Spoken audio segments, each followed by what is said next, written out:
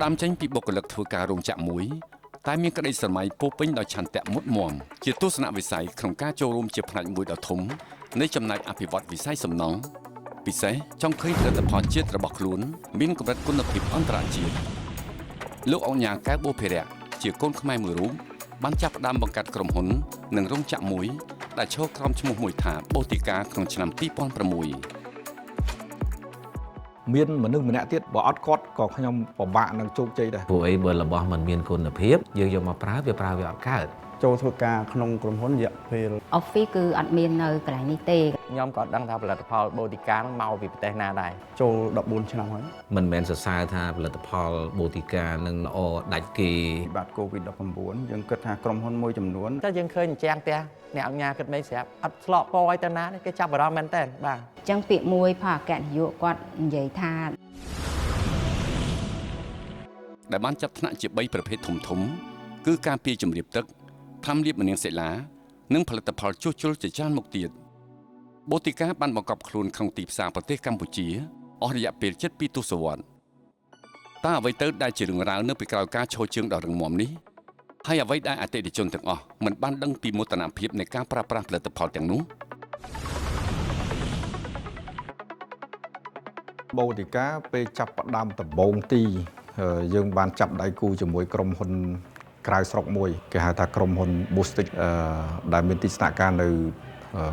អូស្ត្រាលីនៅទីក្រុងមែលប៊ននាំចូលមកកម្ពុជាយើងនឹងគ្រប់គ្នាបានត្រឹមតែដឹងថាបូទីកាចាប់ផ្ដើមត្រឹមឆ្នាំ2006ប៉ុន្តែតាមពិតផលិតផលដែលបូទីកានាំចូលគឺមានកំណើតពីផលិតផល Boostic ដែលមានអាយុកាលជាង137ឆ្នាំពោលគឺ Boostic ត្រូវបានបង្កើតឡើងក្នុងឆ្នាំ1889នៅសហរដ្ឋអាមេរិកក្រោមឈ្មោះដើមថា Boston Baking Company ឆ្នាំ2004ជាងចាប់ដើម set up ហើយចាប់ដើម set up ជាក្រុមការងារទូចដោយខ្ចី office បោះមិត្តភ័ក្តិខ្ញុំហ្នឹងក្នុង2004ហ្នឹងយើងក៏ចាប់ដើមធ្វើរោងចក្រធ្វើ office នៅកន្លែងហ្នឹងកន្លែងដែលយើងកំពុងអង្គុយហ្នឹងអាគារធំរបស់បូទីកាហ្នឹងកាលមុនរោងចក្រទេក្នុងកំឡុងពេលដែលខ្ញុំចូលធ្វើការងារពីមុនហ្នឹងគឺវាមានផលវិបាកខ្លាំងណាស់ដោយសារអីដោយសារការងារមួយចំនួនបូទីកាយើងអត់ទាន់រីកចម្រើនយើងមកនេះដូចថាជាលក្ខណៈរៀបចំទាំងអស់គ្នាកសាងទាំងអស់គ្នាអញ្ចឹងនៅក្នុងការធ្វើការងារនេះមានក្រុមការងារគឺសប្បាយចិត្តនឹងធ្វើការងារហើយគឺយើងទៅមុខទាំងអស់គ្នា2005បានយើងហើយយើងចាប់ដើមមុខបុគ្គលិកមកហ្នឹងនាំផលិតផលចូលមកដំបូងនាំមកបន្ទូហើយបន្ទូមើលទៅតិចអត់ដូចគ្មានស្អីគួរឲ្យចាប់អារម្មណ៍បូទីកាហ្នឹងបូទីកាមកពីពាក្យពេញរបស់ Boostic Cambodia ហ្នឹងហើយពេលយើងបើកក្រុមហ៊ុនដំបូងយើងដាក់បូទីកា Smart Bill មានន័យយើងចាប់ដើម Bill បូទីកាហ្នឹងហើយ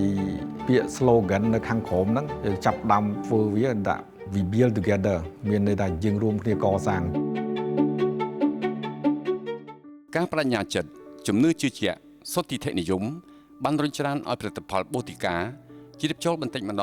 ងក្នុងទីផ្សារសំណង់កម្ពុជាជាមួយនឹងការប្រើប្រាស់បន្តគ្នាពីជាងមួយទៅជាងមួយ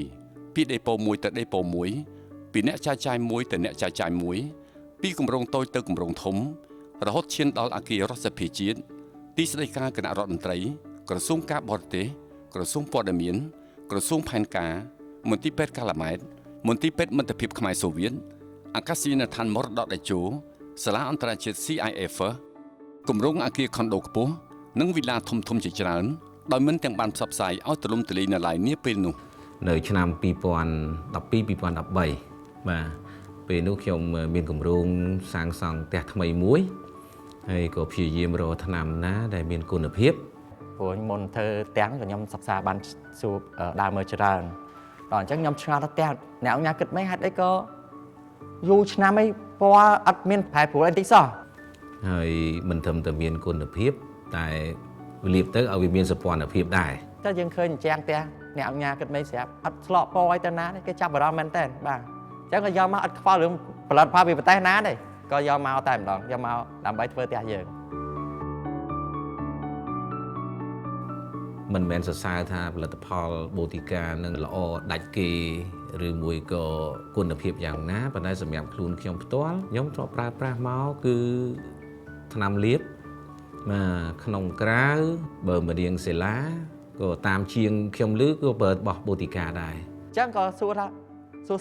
សែលបូតិកាហ្នឹងថាចុះណាទឹកឆ្នាំហ្នឹងគេយកមកពីប្រទេសណាអីប្រទេសហ្នឹងមិនស្អាតល្អម៉េះ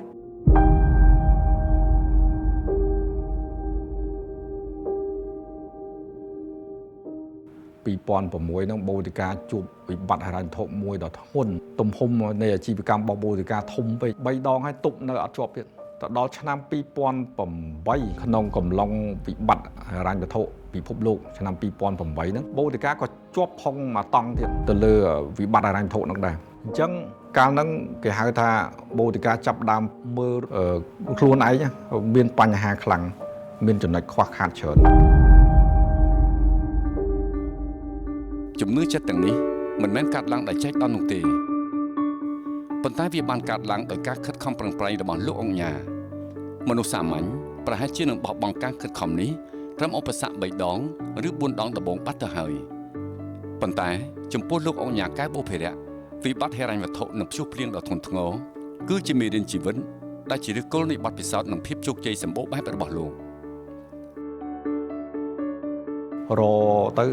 បានទៅជួបជនជាតិម៉ាឡេម្នាក់3ខែជាង3ខែបានខាងម៉ាឡេហ្នឹងគេអាប់ព្រូមកថាគាត់អាប់ព្រូឲ្យខ្ញុំខ្ចីមានមនុស្សម្នាក់ទៀតបើអត់គាត់ក៏ខ្ញុំពិបាកនឹងជោគជ័យដែរគាត់និយាយមួយម៉ាត់មកផ្ទះស្មាខ្ញុំបងអូននៅពីក្រោយយើងទៅមុខទៀតគឺភរិយាខ្ញុំហ្នឹង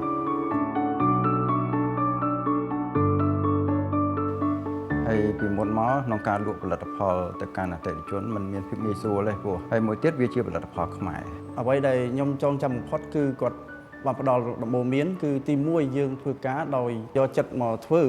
វើការងារចេញពីបេះដូងទី2គឺយើងយកការងារជាចម្បងជាធំនិងមានភាពស្មោះត្រង់ជាមួយក្រុមការងារនិងក្រុមហ៊ុនផ្ទាល់អញ្ចឹងការលក់ផលិតផលខ្មែរទៅកាន់អតិថិជនម្នាក់គឺត្រូវការបង្កើតនៅទំនុកចិត្ត នឹងភាពជឿជាក់ ព្រោះយើងយកមកប្រើជាពិសេសបើយើងយកមកលាបនៅអាគារវាមិនមែនជារឿងស្រួលទេហើយបើសិនជាគុណភាពអត់កើតណាទោះបីផលិតក្នុងស្រុកខ្មែរក៏ដោយនិយាយឲ្យខ្លីហ្មងគឺមិនដឹងគ្រប់គ្រងតាមណាទេ ហើយដល់យើងធ្វើលាបឆ្នាំលាបអីបានរយៈពេល 4-5 ឆ្នាំហ្នឹងគឺផ្ទះយើងអត់មានស្លកពណ៌ដូចយើងឃើញចាក់ស្ដែងមែនបាទ បើសិនជាផលិតផលដែលខ្ញុំប្រើរហូតសម្រាប់សាខាទាំងអស់មានន័យថាខ្ញុំទទួលយកបាន ទី2ទី3និងទី4ដែលខ្ញុំប្រើបន្តទៀតបាទក៏យើងបានស្វែងយល់ពីបូតិកាកាន់តែស៊ីជម្រៅថែមលើសពីអ្វីដែលយើងប្រើដំបូង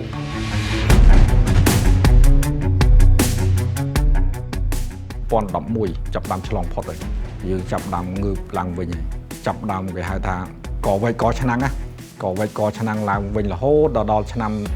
2011 បានយើងចាប់ដើមធ្វើថ្នាំលាប ហើយបានបន្តជោគជ័យរហូតដល់យើងឈានទៅរកធ្វើបរិយធ្វើអីហ្នឹង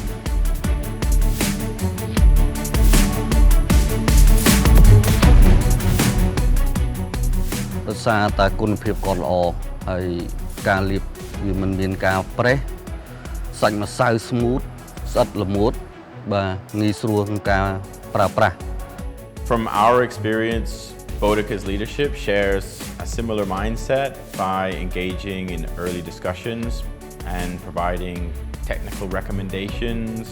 and helping align product systems with our project objectives. គាត់សួរភាគច្រើនដូចជាសំងកាវហើយនឹងប្រភេទ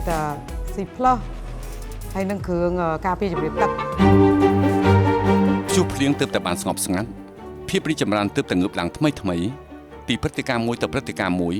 ពីឧបសគ្គមួយទៅឧបសគ្គមួយសម្រាប់អ្នកជំនួយម្នាក់ដើម្បីធានាឲ្យបាននៅចង្វាក់ផលិតកម្មមួយគ្មានបញ្ហាលោកតែងតែតាមដានយ៉ាងយកចិត្តទុកដាក់ជាមួយនឹងព្រឹត្តិការណ៍ជាតិអន្តរជាតិនិងស្ថានភាពនានាក្នុងសង្គមជានិច្ចចុងឆ្នាំ 2025 ព្រឹត្តិការណ៍ចំនួនតាមព្រំដែនបានក្លាយជាប្រធានបទដ៏ក្តៅគគុករបស់អ្នកនយោបាយជាតិជាមួយនឹងស្មារតីស្នេហាជាតិក្នុងនាមជាប្រជាជាតិមួយលោកអង្គញាបានបង្ហាញនូវកម្លាំងឆន្ទៈស្វែងរកឱកាសជួយជាតិក្នុងពេលមានវិបត្តិដោយផ្អែកលើគោលការណ៍ជំរុញគ្រឹះសេដ្ឋកិច្ចជាតិនិងមនុស្សធម៌ស្នេហាជាតិស្របតាមយុទ្ធសាស្ត្ររបស់ថ្នាក់ដឹកនាំរាជរដ្ឋាភិបាលនីតិកាលទី7នៃរដ្ឋសភាដែលដឹកនាំដោយសម្ដេចមហាបវរធិបតីហ៊ុនម៉ាណែតនាយករដ្ឋមន្ត្រីនៃព្រះរាជាណាចក្រកម្ពុជា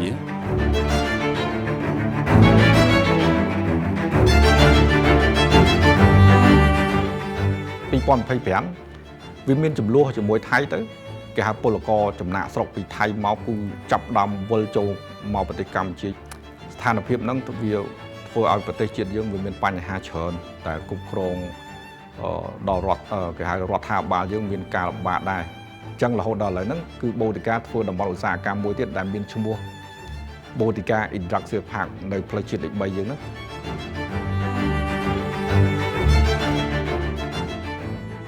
គុណភាពវាល្អមែនតើហើយ sale ក៏បានប្រាប់ថាអូផលិតផលហ្នឹងគឺផលិតផលខ្មែរកូនខ្មែរគឺជាអ្នកផលិតរោងចក្រនៅព្រៃសរ ក្នុងនាមខ្ញុំជាវិស្វករម្នាក់ខ្ញុំមានមោទនភាពណាស់ដែលបានក្រុមហ៊ុនបូតិកាផលិតផលរបស់កូនខ្មែរយើង មានអារម្មណ៍សប្បាយចិត្តដោយសារយើងមានផលិតផលក្នុងស្រុកដែលមានគុណភាពខ្ពស់សូមលើកទឹកចិត្តដល់ក្រុមហ៊ុនបូតិកាជួយបង្កើតផលិតផលក្នុងស្រុកឲ្យបានច្រើនបន្ថែមទៀតដើម្បី